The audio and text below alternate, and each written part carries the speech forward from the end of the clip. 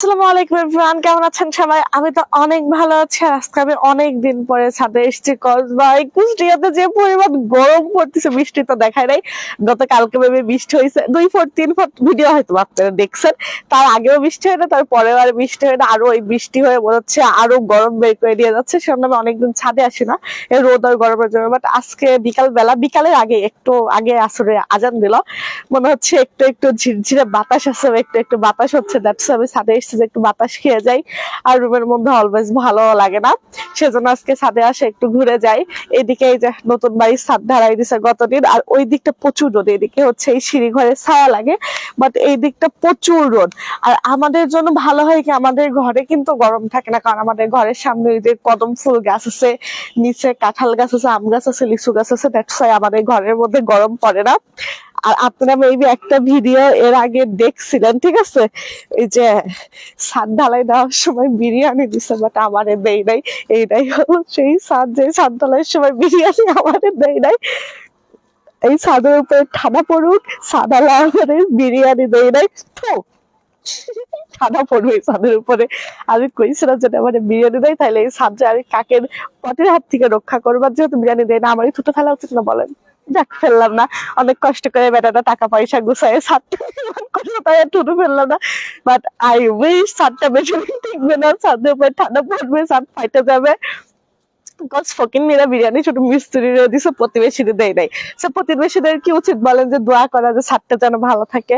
আর রাতের বেলা আমাদের ছাদে ওঠা অনেক মজা, দিনের বেলা মজা নেই, কজ গরম। রাতের বেলা এদিকে সব ফাঁকা, তো সামনে বড় বড় বিল্ডিং আছে, বাট এই সাইডটা অনেক খানিক জায়গা ফুলটা ফাঁকা, সব ফাঁকা মাঠে সম্পূর্ণ ফ্রেশ বাতাসটা এখানে পাওয়া যায়। আর সারাদিন তো গরু টরু এলাকা যা যেখানে আছে সব এখানে এসে যে আড্ডা দেয় গরুরা। তো যাই হোক, এই সাইডটা আমার খুব ভালো লাগে। বিকাল বেলা, রাতের বেলা, সন্ধ্যার পরে এখানে এসে বসতে খুবই মজা।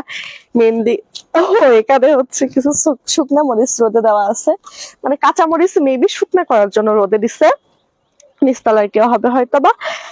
আর এখানে এই যে একটা খেজুর গাছ আছে, আর প্রচুর ঝোড় জঙ্গল। আমাদের বাসায় ময়লা, ও মা, বাসায় ময়লা কই? আল্লাহ, সবার বাসার ময়লা প্রতিদিন ওই জায়গাটা ফেলা হয়, বাট ময়লা কই? কি হয়েছে ময়লা? শিয়াল খায় নিছে, দাঁতে করে নিয়ে গেছে হয়তো, না? প্রতিদিন ওখানে কিন্তু অনেকগুলো করে ময়লা ফেলে, বাট একটা ময়লাও নাই। একদম ফ্রেশ কিন্তু এই জায়গাটা, বুঝলাম না কেন। এদিকে গাছপালা গুলা হয়তো বা কেউ বৃষ্টি দিছে, মরে গেছে গা। কি গাছ তাও যায় না। এখানে ফুল ফুটছে, কসফুল বলে এদের। আর এই বাসার এই বারান্দাটা না আমার খুবই ভালো লাগছে, অনেক সুন্দর করে গাছপালা দিয়ে ডেকোরেট করা। বাট কাহিনী হচ্ছে কি, আমাদের বাসার বারান্দায় হচ্ছে এই গাছ দেওয়ার প্লেস নেই। ফুলটা হচ্ছে গিয়ে দেওয়া, গ্রিল দেওয়া আর থাই দেওয়া, ওখানে গাছ দিলে ভালো লাগবে না, মানে গাছ দেওয়ার জায়গায় নাই। এই জায়গাটা আমার খুবই পছন্দ, সন্ধ্যাবেলা এসে বসতে খুব মজা লাগে। আর গরমকালে সন্ধ্যাবেলা ফ্রিজের ঠান্ডা তরমুজ নিয়ে এসে বসে খাইতে, ভাই ওয়াও মার্কা একটা ফিলিংস, খুব ভালো লাগে। তো যাই হোক, এতক্ষণ বাতাস হচ্ছিল, ছাদে আসলাম। বাতাস খাওয়ার পরে মনে হলো আপনাদের সাথে শেয়ার করি, আপনাদের সাথে শেয়ার করতে যাই বাতাস গান চলে গেছে গা।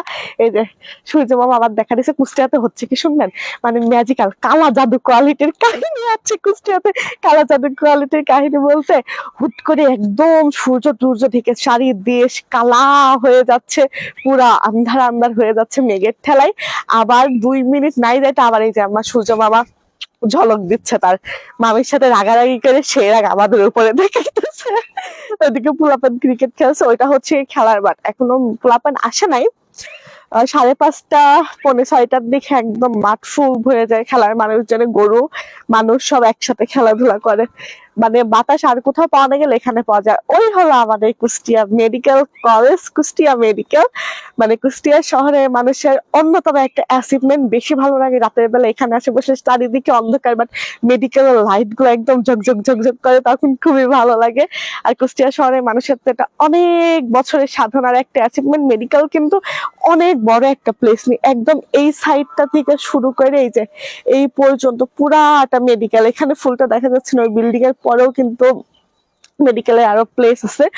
অনেক বড় এরিয়া মেডিকেল কলেজ দিয়ে, মেডিকেল হাসপাতাল দিয়ে, বহির্বিভাগ, হ্যান ত্যান বহুত কিছু আছে। তো যাই হোক, এই হলো ওভারঅল আজকের আপডেট নিউজ। আমি নিউজ রিপোর্টার হয়ে গেছি। তো যাই হোক, আজকের ভিডিওটা এই পর্যন্ত ছিল। সবাই ভালো থাকবেন, সুস্থ থাকবেন।